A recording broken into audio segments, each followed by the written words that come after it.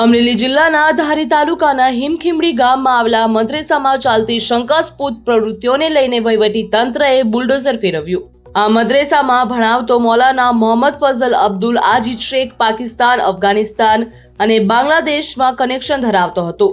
Police તપાસમાં તેવું સામે આવ્યું હતું। હાલ ગુજરાત એટીએસ મૌલાનાની તપાસ કરી રહ્યું છે। આ અંગે ધારી પ્રાંત અધિકારી હર્ષવર્ધનસિંહ જાડેજા દ્વારા પણ કહેવામાં આવ્યું કે મૌલાનાની ધરપકડ બાદ રેવન્યુ વિભાગને તપાસ સોંપવામાં આવી હતી, જેમાં મકાનનું ટાઇટલ ચેક કરતા મકાન 100 ચોરસવાર પ્લોટમાં બાંધવામાં આવ્યું હતું। આ પ્લોટ જે વખતે લેન્ડ કમિટી દ્વારા ગરીબ લાભાર્થીઓને ફાળવવામાં આવ્યો હતો, જે લાભાર્થીઓ દ્વારા આ પ્લોટ દાનમાં અથવા તો વેચાણમાં આપેલો હોવાનું પ્રાથમિક દ્રષ્ટિએ સામે આવ્યું હતું। તેમજ મદ્રેસાનું બાંધકામ શંકાસ્પદ લાગતા રેવન્યુના કેસ ચલાવવામાં આવ્યો હતો અને આધાર પુરાવા માંગવામાં આવ્યા હતા। જોકે કોઈ પણ આધાર પુરાવા ન મળતા આજે બાંધકામ તોડી પાડવાની કામગીરી હાથ ધરવામાં આવી। કોઈ અનિચ્છનીય બનાવ ન બને તે માટે ડીવાયએસપી, 3 પીઆઈ અને જરૂરિયાત મુજબની તમામ પોલીસ ત્યાં હાજર હતી। મૌલાનાના મોબાઈલમાંથી પાકિસ્તાન, અફઘાનિસ્તાન અને બાંગ્લાદેશના વોટ્સએપ ગ્રુપ મળી આવ્યા હતા।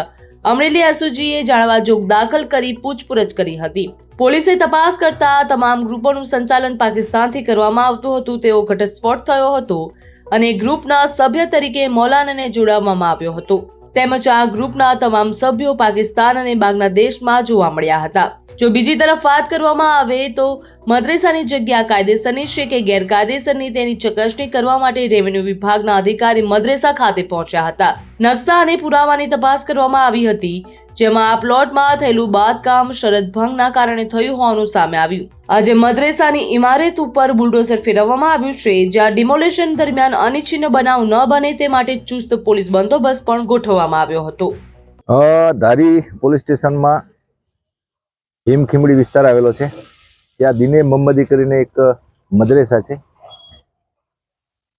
એસડીએમ અને મામલતદાર ધારી ના ઇન્વેસ્ટિગેશનમાં કંઈ નીકળ્યું છે કે આ મદ્રેસા જે છે એનું કન્સ્ટ્રક્શન ગેરકાયદેસર છે અને એ બાબતે રેવન્યુમાં આખો કેસ ચલાવવામાં આવ્યો, આધાર પુરાવા માગવામાં આવ્યા અને આ મદ્રેસા બનાવનાર અને એનું સંચાલન કરનાર કોઈની પાસે કાયદેસરતા પોતાને કાયદેસરનું આ બાંધકામ અને જગ્યા હોવાનો આધાર પુરાવો ન મળ્યો, જેથી એનો ઓર્ડર થતાં આજરોજ એ ગેરકાયદેસર બિલ્ડિંગ બનેલી મદ્રેસા દિને મોહમ્મદી હતી જે ચલાવતા હતા અને ચાલતી હતી એને તોડવાનો એક આદેશ થયેલો અને આજે એને ડિમોલેશનનું કામ આ જગ્યાએ ચાલુ છે।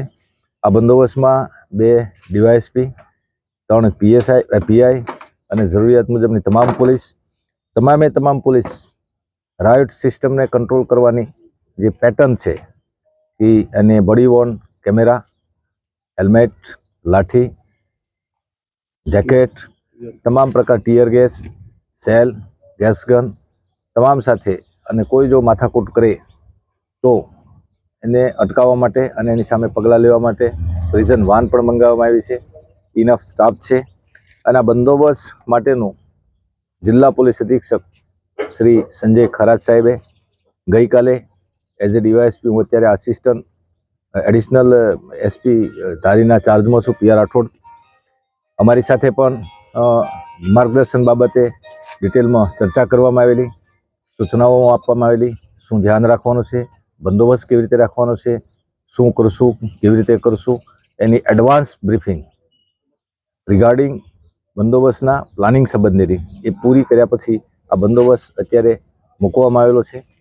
હાલમાં એ મદ્રેસા તોડવાનું કામ સારી રીતે ચાલે છે, કોઈ પણ પ્રકારનો વિક્ષેપ નથી અને જો વિક્ષેપ થાય અને કોઈ કરે તો એ બાબતે કાયદા અન્વયે જે અધિકારો પોલીસ તરીકે ઓન એક્ટિવ ડ્યુટી જે પ્રાપ્ત થયેલા છે એ મુજબ કાર્યવાહી 100% કરવામાં આવશે, પણ અત્યાર સુધી કોઈ આ બાબતે પ્રશ્ન નથી અને બિલકુલ શાંતિ છે।